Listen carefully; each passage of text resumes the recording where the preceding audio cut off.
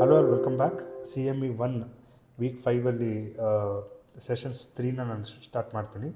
So session 1 ಬಗ್ಗೆ ಹೇಳೋದಾದರೆ, session 1ಅಲ್ಲಿ introduction to non metals, polymer materials, ಅದರದ್ದು ಪ್ರಾಪರ್ಟೀಸ್, ಅಪ್ಲಿಕೇಶನ್ ಮತ್ತು ಎಲ್ಲೆಲ್ಲಿ ಯಾವ್ಯಾವ ಪಾಲಿಮರ್ ಮೆಟೀರಿಯಲ್ಸ್ನ ಎಲ್ಲೆಲ್ಲಿ ಯೂಸ್ ಮಾಡ್ತಾರೆ ಅಂತ ತಿಳ್ಕೊಂಡ್ವಿ. ಸೆಕೆಂಡ್ ಸೆಷನ್ನಲ್ಲಿ ಸಿರಾಮಿಕ್ ಮೆಟೀರಿಯಲ್ಸ್ ಅಂದರೆ ಏನು, ಸಿರಾಮಿಕ್ ಮೆಟೀರಿಯಲ್ಸ್ದು ಪ್ರಾಪರ್ಟೀಸ್ ಏನು, ಯೂಸಸ್ ಏನು, ಮತ್ತು ಯಾವ್ಯಾವ ಥರ ಟೈಪ್ ಆಫ್ ಸಿರಾಮಿಕ್ ಮೆಟೀರಿಯಲ್ಸ್ ಇದೆ ಅನ್ನೋದ್ರ ಬಗ್ಗೆ ತಿಳ್ಕೊಂಡ್ವಿ. The next variety of non-metal ಅಥವಾ advanced material is composite material. So composite materials are very important nowadays because many researches are going on and there are ample opportunity for any students to go for a research in this area. ಹಂಗಾಗಿ ತುಂಬ ಒಂದು ಒಳ್ಳೆಯ research area, materials research ಏರಿಯಾದಲ್ಲಿರುವಂಥ ಒಂದು ವಸ್ತುಗಳಿಗೆ composite materials ಅಂತ ಕರಿತೀವಿ. Let us see what is that ಅಂತ ನೋಡೋಣ. First of all you should know the meaning of composite material. So composite ಮೆಟೀರಿಯಲ್ಸ್ನ ನಾವು ಕಾಂಪೋಸಿಟ್ಸ್ ಅಂತ ಸಿಂಪಲ್ಲಾಗಿ ಕರಿತೀವಿ. ಏನು ಕಾಂಪೋಸಿಟ್ಸ್ ಅಂದರೆ, as the name indicates, these are the combination of 2 or more materials. 2 ಅಥವಾ ಅದಕ್ಕಿಂತ ಹೆಚ್ಚು ಮೆಟೀರಿಯಲ್ಸ್ನ ಮಿಕ್ಸ್ ಮಾಡ್ತಾರೆ ಅಥವಾ ಜಾಯಿನ್ ಮಾಡ್ತಾರೆ. ಯಾವಾಗ ಮ್ಯಾಕ್ರೋಸ್ಕೋಪಿಕ್ ಲೆವೆಲ್ ಅಂದರೆ ಲೈಕ್ 2 ವಸ್ತುಗಳನ್ನ ಸುಮ್ಮನೆ ಅದನ್ನು ಸೇರ್ಸೋಕ್ಕಾಗಲ್ಲ. ಲೈಕ್ ಒಂದು ವಸ್ತುನ ಲಿಕ್ವಿಡ್ ಥರ ಫಾರ್ಮ್ ಹಾಕಿ ಇನ್ನೊಂದು ವಸ್ತುನ ಮಿಕ್ಸ್ ಮಾಡಿ ಆಮೇಲೆ ಅದನ್ನು ಮೋಲ್ಡ್ ಮಾಡಿ ಯೂಸ್ ಮಾಡುವಂಥ ಒಂದು ವಸ್ತು. So I'll repeat, it's A combination of 2 or more materials that are mixed at macroscopic level. ಅಂದರೆ ಮ್ಯಾಕ್ರೋಸ್ಕೋಪಿಕ್ ಲೆವೆಲ್ ಅಂದರೆ ಏನು, ಲೈಕ್ ತುಂಬ ಏನು ಲಿಕ್ವಿಡ್ ಫಾರ್ಮಾಗಿ ಕನ್ವರ್ಟ್ ಮಾಡಿ ಆಮೇಲೆ ಮಿಕ್ಸ್ ಮಾಡಬೇಕು ಅಂಥ ಒಂದು ಲೆವೆಲ್ಗೆ ಮ್ಯಾಕ್ರೋಸ್ಕೋಪಿಕ್ ಲೆವೆಲ್ ಅಂತ ಕರಿತೀವಿ. ಸೊ 2 ಮೆಟೀರಿಯಲಲ್ಲಿ ಒಂದು ವಸ್ತುನ ನಾವು ಮ್ಯಾಟ್ರಿಕ್ಸ್ ಅಂತ ಕರಿತೀವಿ. ಮ್ಯಾಟ್ರಿಕ್ಸ್ ಅಂತ ಹೇಳಿದ್ರೆ ವಿಚ್ ಹೋಲ್ಡ್ಸ್ ಎವ್ರಿಥಿಂಗ್ ಟುಗೆದರ್, ಎಲ್ಲನೂ ಗಟ್ಟಿಯಾಗಿ ಇಟ್ಕೊಳ್ಳುವಂಥ ಗುಣಲಕ್ಷಣ ಹೊಂದಿರುವಂಥ ಒಂದು ವಸ್ತು. Another material serves as reinforcement. Reinforcement ಅಂತ ಹೇಳಿದ್ರೆ ನಮಗೆ ಸ್ಟ್ರೆಂತು, ಅದ್ರದ್ದು ಟಫ್ನೆಸ್ ಕೊಡುವಂಥ ಒಂದು ವಸ್ತು. ಮ್ಯಾಟ್ರಿಕ್ಸ್ ಅನ್ನೋದು ಎಲ್ಲನೂ ಒಟ್ಟಿಗೆ ಹಿಡಿದಿಟ್ಕೊಳ್ಳೋದು. ಫಾರ್ ಎಕ್ಸಾಂಪಲ್, ಒಂದು ಏನು ಪಾಲಿಮರ್ ಮೆಟೀರಿಯಲಲ್ಲಿ polymer is a matrix. Polymer ಜೊತೆಗೆ ಏನಾದರೂ ನೀವು ಫೈಬರ್ಸ್ ಹಾಕಿದ್ರೆ, ರೀಇನ್ಫೋರ್ಸ್ಮೆಂಟ್ ಹಾಕಿದ್ರೆ ಅದು PMC ಆಗುತ್ತೆ, ಪಾಲಿಮರ್ ಮ್ಯಾಟ್ರಿಕ್ಸ್ ಕಾಂಪೋಸಿಟ್ ಆಗುತ್ತೆ. ಸೊ ಲೈಕ್ ಇದೆಲ್ಲ ಲೈಕ್ ಅಡ್ವಾನ್ಸ್ಡ್ ಆಗಿರೋದ್ರಿಂದ ಯು ಜಸ್ಟ್ ರಿಮೆಂಬರ್, ಕಾಂಪೋಸಿಟ್ಸ್ ಅಂದರೆ 2 ಅಥವಾ ಅದಕ್ಕಿಂತ ಹೆಚ್ಚು ಮೆಟೀರಿಯಲ್ನ ಮ್ಯಾಕ್ರೋಸ್ಕೋಪಿಕ್ ಲೆವೆಲಲ್ಲಿ ಮಿಕ್ಸ್ ಮಾಡ್ತಾರೆ. ಒಂದು ಮೆಟೀರಿಯಲ್ಗೆ ಮ್ಯಾಟ್ರಿಕ್ಸ್ ಅಂತ ಕರಿತೀವಿ, ಇನ್ನೊಂದು ಮೆಟೀರಿಯಲ್ಗೆ ರೀಇನ್ಫೋರ್ಸ್ಮೆಂಟ್ ಅಂತ ಕರಿತೀವಿ. ಅಷ್ಟು ಮಾತ್ರ ಅರ್ಥ ಮಾಡ್ಕೊಳ್ಳಿ. ಎಕ್ಸಾಂಪಲ್ಲು ಮ್ಯಾಟ್ರಿಕ್ಸ್ಗೆ ನೋಡಿ, polymer resin, like epoxy resin ಅಂತ ಏನು ನೋಡ್ತೀವಲ್ಲ ಅದು, ಅಥವಾ ಮೆಟಲ್ ಅಲ್ಯೂಮಿನಿಯಂ ಅಂತ ತೊಗೊಂಡ್ರೆ ಲಿಕ್ವಿಡ್ ಫಾರ್ಮ್ ಕನ್ವರ್ಟ್ ಆಗುತ್ತೆ ನೋಡಿ, ಆವಾಗ ಅದು ಮ್ಯಾಟ್ರಿಕ್ಸ್ ಆಗುತ್ತೆ. ಸಿರಾಮಿಕ್ಸು ಕೂಡ ಕೆಲವೊಮ್ಮೆ ಮ್ಯಾಟ್ರಿಕ್ಸ್ ಆಗುತ್ತೆ. ಇನ್ನು ರೀಇನ್ಫೋರ್ಸ್ಮೆಂಟಿಗೆ ಬಂದರೆ ಫೈಬರ್ಸ್ ಅಂತ ಕರಿತೀವಿ ಅದನ್ನು. Glass fibre, carbon fibre, particle, ಸಣ್ಣ ಪುಡಿ ಮಾಡಿರ್ತಾರೆ, ವಿಸ್ಕರ್ಸ್ ಅಂತ ಕರೀತಾರೆ. ಸೊ ಇದು ಮ್ಯಾಟ್ರಿಕ್ಸ್ ಮೆಟೀರಿಯಲ್ಗೆ example. These are the example for reinforcement materials. Coming to the properties, very very important. ಯಾಕೆ ಕಾಂಪೋಸಿಟ್ ಇಂಜಿನಿಯರಿಂಗ್ ಫೀಲ್ಡಲ್ಲಿ ಅಷ್ಟೊಂದು ಹೆಸರು ಮಾಡ್ತಿದೆ ಅಂದರೆ, ಫ್ರಮ್ ದೀಸ್ ಪ್ರಾಪರ್ಟೀಸ್. ಏನು ಅಷ್ಟೊಂದು important properties? High strength to weight ratio. ಅಂದರೆ ತೂಕ ಮತ್ತು ಸ್ಟ್ರೆಂತನ್ನು ಕಂಪೇರ್ ಮಾಡಿದ್ರೆ, ಲೈಕ್ ಸ್ಟ್ರೆಂತು ತುಂಬ ಜಾಸ್ತಿ ಇರುತ್ತೆ, ಕಡಿಮೆ ವೆಯ್ಟ್ಗೆ ಸ್ಟ್ರೆಂತ್ ಜಾಸ್ತಿ ಇರುತ್ತೆ. ಆ ಥರ ನಿಮಗೆ ನಾನ್ ಫೆರಸ್ ಮೆಟೀರಿಯಲ್ಲೂ ಸಿಗೋಲ್ಲ, ನಾನ್ ಮೆಟಲಲ್ಲೂ ಸಿಗೋಲ್ಲ. ಮೆಟಲ್ಸಲ್ಲಂತೂ ಇಲ್ಲವೇ ಇಲ್ಲ ಬಿಡಿ, because metals are having higher density. Non metals less density ಆದರೂ ಕೂಡ ಸ್ಟ್ರೆಂತ್ ಕಡಿಮೆ ಇರುತ್ತೆ. ಬಟ್ ಕಾಂಪೋಸಿಟ್ ಮೆಟೀರಿಯಲ್ಸಲ್ಲಿ 2 ಮೆಟೀರಿಯಲ್ನ ಮಿಕ್ಸ್ ಮಾಡೋದ್ರಿಂದ ತುಂಬ ಸ್ಟ್ರಾಂಗು, ಕಡಿಮೆ ವೆಯ್ಟಿಗೆ ಸಿಗುತ್ತೆ. ಅದು ಇಂಪಾರ್ಟೆಂಟ್ ಪ್ರಾಪರ್ಟಿ. ಸ್ಟಿಫ್ನೆಸ್ ಚೆನ್ನಾಗಿರುತ್ತೆ, ಲೋಡ್ನ ಅಂದರೆ ಡಿಫಾರ್ಮೇಷನ್ನ ರೆಸಿಸ್ಟ್ ಮಾಡಿ ತುಂಬ ಹೊತ್ತು ಲೋಡ್ನ ಇಟ್ಕೊಳ್ಳೋಂಥ ಗುಣಲಕ್ಷಣ ಇರುತ್ತೆ. ಫೆಟಿಗ್ ರೆಸಿಸ್ಟೆನ್ಸ್, ರಿಪೀಟೆಡ್ ಲೋಡ್ ಏನಾದರೂ ಜಾಸ್ತಿ ಆದಾಗ ಮೆಟಲ್ಸ್ಗಳು ಅಥವಾ ನಾನ್ ಫೆರಸ್ ಮೆಟಲ್ಸ್ಗಳು ಬೇಗ ಕಟ್ಟಾಗುತ್ತೆ. ಬಟ್ ಕಾಂಪೋಸಿಟ್ ಮೆಟೀರಿಯಲ್ಸು ಅಷ್ಟು ಬೇಗ ಬ್ರೇಕ್ ಆಗಲ್ಲ ಅಥವಾ ಫೇಲ್ಯೂರ್ ಆಗಲ್ಲ. ತುಂಬ ಎಕನಾಮಿಕಲ್ಲು, ತಯಾರಿಸೋದಕ್ಕೆ ಈಸಿ, ಕರೋಷನ್ ರೆಸಿಸ್ಟೆನ್ಸ್ ಇರುತ್ತೆ, ವೇರ್ ರೆಸಿಸ್ಟೆನ್ಸ್ ಇರುತ್ತೆ. ಸಿರಾಮಿಕ್ಸ್ ಮತ್ತು ಗ್ಲಾಸ್ಗಿಂತ ಟಫ್ ಮೆಟೀರಿಯಲ್ ಇದು. Tensile strength 4 times greater than steel and aluminium. Just imagine, ನಾವು ಸ್ಟೀಲೇ ಜಾಸ್ತಿ ಯೂಸ್ ಮಾಡ್ತೀವಿ, ಅಲ್ಯೂಮಿನಿಯಮೇ ಜಾಸ್ತಿ ಯೂಸ್ ಮಾಡ್ತೀವಿ ಕೆಲವೊಂದು ಅಪ್ಲಿಕೇಶನ್ಗೆ. ಕಾಂಪೋಸಿಟ್ ಮೆಟೀರಿಯಲ್ಸ್ ಯೂಸ್ ಮಾಡೋದ್ರಿಂದ ಕೆಲವೊಂದು ಕಾಂಪೋಸಿಟ್ ಮೆಟೀರಿಯಲ್ಸಲ್ಲಿ 4 times ಗ್ರೇಟರ್ ಇರುತ್ತೆ tensile strength.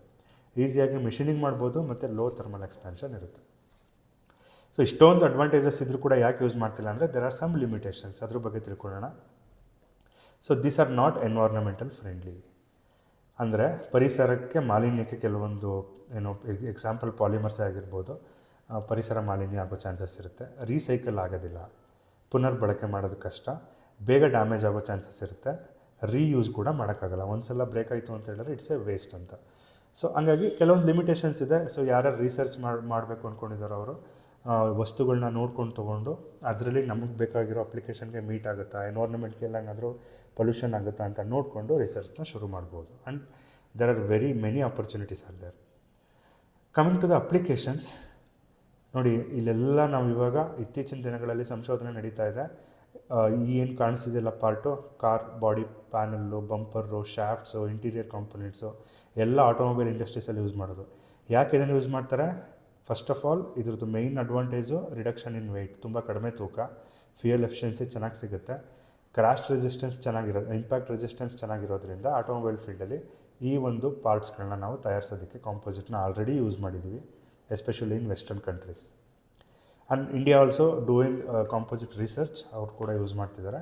But from last 15 years ಪ್ರತಿದಿನ ಸಂಶೋಧನೆ ನಡೀತಾನೆ ಇದೆ. ಎಗೈನ್ ತುಂಬ ಸ್ಟ್ರೆಂತ್ ಮತ್ತು ವೆಯ್ಟ್ ರೇಷಿಯೋ ಇರೋದ್ರಿಂದ, ಫೆಟಿಗ್ ರೆಸಿಸ್ಟೆನ್ಸ್ ಇರೋದ್ರಿಂದ, ಫ್ಯೂಯಲ್ ಎಫಿಷಿಯನ್ಸಿನೂ ಇರೋದ್ರಿಂದ ಏರೋಸ್ಪೇಸ್ ಇಂಡಸ್ಟ್ರೀಸ್ಗಳು ನಾವು ಇವಾಗ ಇತ್ತೀಚಿನ ದಿನಗಳಲ್ಲಿ ಕಾಣ್ಬೋದು. ಎಲ್ಲೆಲ್ಲಿ ಅಂತ ಹೇಳಿದ್ರೆ ವಿಂಗ್ಸ್, ನೋಡಿ ಇಲ್ಲಿ ಕಾಣಿಸ್ತಿದೆಯಲ್ಲ, ಈ ವಿಂಗ್ಸ್ನ ಕಾಂಪೋಸಿಟಿಂದ ತಯಾರಿಸ್ತಾರೆ.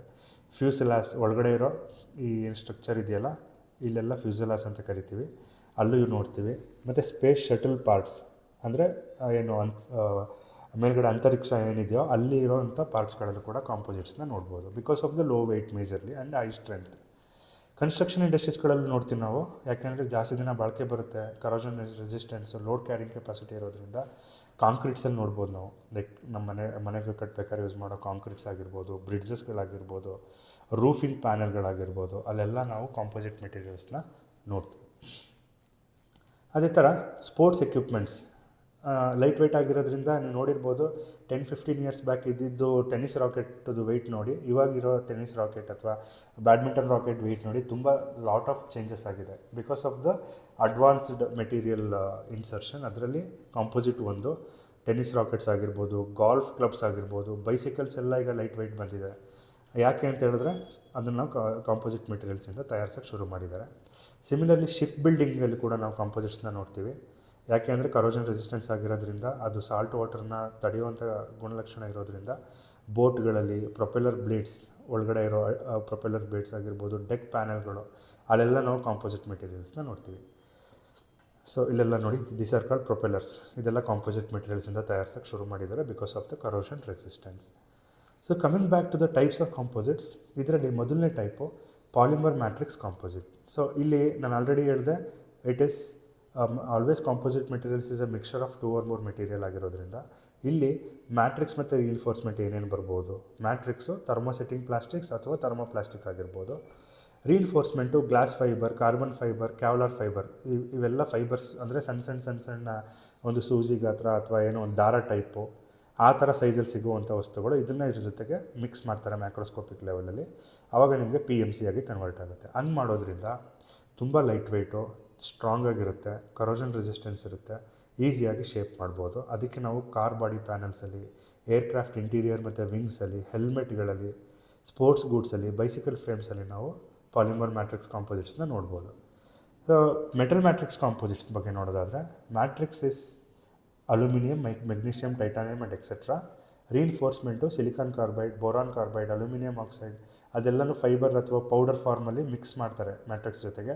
ಆವಾಗ ಒಂದು ಹೊಸ ಮೆಟೀರಿಯಲ್ ಆಗಿ ಬರುತ್ತೆ. That is called metal matrix composite. ಈ ಥರ ಮಾಡೋದ್ರಿಂದ ಹೈ ಟೆಂಪ್ರೇಚರ್ ಸ್ಟ್ರೆಂತು ಮತ್ತು ಸವೆತನ ತಡೆಯುವಂಥ ಗುಣಲಕ್ಷಣ ಸಿರಾಮಿಕ್ಸ್ಗಿಂತ ತುಂಬ ಟಫ್ ಆಗಿರುತ್ತೆ. ಅದಕ್ಕೆ ನಾವು ಇಂಜಿನ್ ಪಾರ್ಟ್ಸಲ್ಲಿ ಇತ್ತೀಚಿನ ದಿನಗಳಲ್ಲಿ ನೋಡ್ಬೋದು, ಪಿಸ್ಟನ್ಸಲ್ಲಿ ನೋಡ್ಬೋದು, ಬೈಸಿಕಲ್ ಫ್ರೇಮ್ಸಲ್ಲಿ ನೋಡ್ಬೋದು, ಮತ್ತು ರೋಟರ್ಸ್ಗಳಲ್ಲೂ ಕೂಡ ಈ ಮೆಟಲ್ ಮ್ಯಾಟ್ರಿಕ್ಸ್ ಕಾಂಪೋಸಿಟ್ಸ್ನ ನೋಡ್ಬೋದು. Next ceramic metal matrix composites. As the name indicates, matrix ಅನ್ನೋದು ಸಿರಾಮಿಕ್ ಈಗ ತಾನೇ ನೋಡಿದ್ರಿ, ಸಿಲಿಕಾನ್ ಕಾರ್ಬೈಡು, ಅಲ್ಯೂಮಿನಿಯಂ ಆಕ್ಸೈಡು, ಆ ಮೆಟೀರಿಯಲ್ನ ಮ್ಯಾಟ್ರಿಕ್ಸಾಗಿ ತೊಗೋತೀವಿ. ರೀಇನ್ಫೋರ್ಸ್ಮೆಂಟಾಗಿ ಸಿರಾಮಿಕ್ಕೇ ತೊಗೋಬೋದು ಅಥವಾ ಕಾರ್ಬನ್ ಫೈಬರ್ಸ್ನ ತೊಗೋಬೋದು. ಸಿರಾಮಿಕ್ ಇರೋದ್ರಿಂದ ಹೀಟ್ ರೆಸಿಸ್ಟೆನ್ಸ್ ಚೆನ್ನಾಗಿ ಬರುತ್ತೆ ಮತ್ತು ಆಕ್ಸಿಡೇಷನ್ ಮತ್ತು ಕರೋಷನ್ ರೆಸಿಸ್ಟೆನ್ಸ್ ಚೆನ್ನಾಗಿರುತ್ತೆ. ಅದಕ್ಕೆ ನಾವು ಎಲ್ಲೆಲ್ಲಿ ಹೈ ಟೆಂಪ್ರೇಚರ್ ಪಾರ್ಟ್ಸ್ ಇರುತ್ತೋ, that is jet engines, gas turbines, space little tiles, ಅಲ್ಲೆಲ್ಲ ನಾವು CMCಗಳನ್ನ ಯೂಸ್ ಮಾಡ್ತೀವಿ. Another important type is carbon composite. So carbon ಅನ್ನೋದು ಗ್ರಾಫೈಟಿಂದ ಬಂದಿರುವಂಥ ವಸ್ತು ಆಗಿರೋದ್ರಿಂದ ಮ್ಯಾಟ್ರಿಕ್ಸ್ ಕಾರ್ಬನ್ನು, ರೀಇನ್ಫೋರ್ಸ್ಮೆಂಟು ಕಾರ್ಬನ್ನು, ಬಟ್ ಇದು ಲೈಕ್ ಲಿಕ್ವಿಡ್ ಫಾರ್ಮಲ್ಲಿ ಅಥವಾ ತುಂಬ ನ್ಯಾನೋ ಪೌಡರ್ ಫಾರ್ಮಲ್ಲಿ ಇರುತ್ತೆ, ಇದು ಫೈಬರ್ ಫಾರ್ಮಲ್ಲಿ ಇರುತ್ತೆ. ಇದೆರಡು ಮಿಕ್ಸ್ ಮಾಡಿ ಕಾರ್ಬನ್ ಕಾಂಪೋಸಿಟ್ಸ್ನ ತಯಾರಿಸ್ತಾರೆ.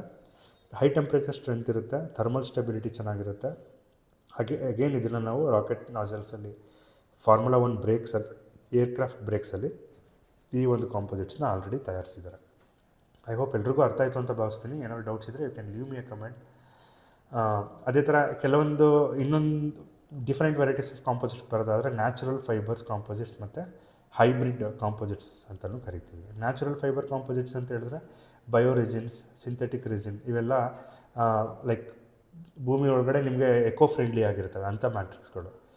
ಜೂಟ್, ಕಾಯಿರ್ ಅಂತ ಹೇಳಿದ್ರೆ ತೆಂಗಿನ ನಾರಾಗಿರ್ಬೋದು, ಅಥವಾ ಜೂಟ್ ಅನ್ನೋ ಒಂದು ವಸ್ತು ಆಗಿರ್ಬೋದು, ಹೆಂಪ್ ಅನ್ನೋ ಒಂದು ವಸ್ತು ಆಗಿರ್ಬೋದು, ಇವೆಲ್ಲ ನಿಮಗೆ ನೇಚರಲ್ಲಿ ಸಿಗುವಂಥ ನಾರಿನ ವಸ್ತುಗಳು. ಇವನ್ನ ನಾವು ಇದ್ರ ಜೊತೆ ಮಿಕ್ಸ್ ಮಾಡ್ತಾರೆ, ಆವಾಗ ನಿಮಗೆ ಎಕೋ ಫ್ರೆಂಡ್ಲಿನೂ ಆಗಿರುತ್ತೆ, ಬಯೋಡಿಗ್ರೇಡಬಲು ಆಗಿರುತ್ತೆ, ಮತ್ತು ಲೈಟ್ ವೆಯ್ಟ್ ಮೆಟೀರಿಯಲ್ಲು ಸಿಗುತ್ತೆ. ಅದಕ್ಕೆ ನೀವು ಹಳೆ ಕಾಲದ್ದು ಸೋಫಾಗಳೆಲ್ಲ ನೋಡ್ಬೋದು, ಫರ್ನಿಚರ್ ಒಳಗಡೆ ನಾರುಗಳು ಸಿಗ್ತಾಯಿತ್ತು, ಹಳೆ ಕಾರ್ ಪ್ಯಾನಲ್ಗಳಲ್ಲಿ ಸಿಗ್ತಾಯಿತ್ತು, ಪ್ಯಾಕೇಜಿಂಗಲ್ಲಿ ಸಿಗ್ತಾಯಿತ್ತು, ಕನ್ಸ್ಟ್ರಕ್ಷನ್ ಬೋರ್ಡ್ಸಲ್ಲೂ ಕೂಡ ನಾವು ಇದನ್ನು ನೋಡ್ಬೋದು. ಆ್ಯಂಡ್ ಹೈಬ್ರಿಡ್ ಕಾಂಪೋಸಿಟ್ಸ್ಗೆ ಬಂದರೆ ಇತ್ತೀಚಿನ ದಿನಗಳಲ್ಲಿ ಮೆನಿ ಮ್ಯಾಟ್ರಿಕ್ಸಸ್ ಆ್ಯಂಡ್ ಮೆನಿ ರೀಇನ್ಫೋರ್ಸ್ಮೆಂಟ್ನ ಮಿಕ್ಸ್ ಮಾಡಿ ಲೈಕ್ 2 ಆರ್ ಮೋರ್ ದ್ಯಾನ್ 3 ಅಂತಲೇ ಹೇಳ್ಬೋದು. ಆವಾಗ ಬರುವಂಥ ಕಾಂಪೋಸಿಟ್ಸು ಸ್ಟ್ರೆಂತು, ಕಾಸ್ಟು, ಸ್ಟಿಫ್ನೆಸ್ ಚೆನ್ನಾಗಿರುತ್ತೆ. ನಿಮ್ಗೆ ಯಾವ ಥರ ಪ್ರಾಪರ್ಟೀಸ್ ಬೇಕು ಆ ಥರ ಪ್ರಾಪರ್ಟೀಸ್ ಸಿಗುತ್ತೆ. ವಿಂಡ್ ಟರ್ಬೈನ್ ಬ್ಲೇಡ್ಸು, ಸ್ಪೋರ್ಟ್ಸಿಂಗ್ ಗೂಡ್ಸ್ ಮತ್ತು ಏರ್ಕ್ರಾಫ್ಟ್ ಪಾರ್ಟ್ಸಲ್ಲಿ ಇದನ್ನು ನೋಡ್ತಾರೆ. ಎಲ್ರಿಗೂ ಅರ್ಥ ಆಯಿತು ಅಂತ ಭಾವಿಸ್ತೀನಿ. ಏನಾದ್ರು ಡೌಟ್ ಇದ್ದರೆ you can leave me a comment. Thank you.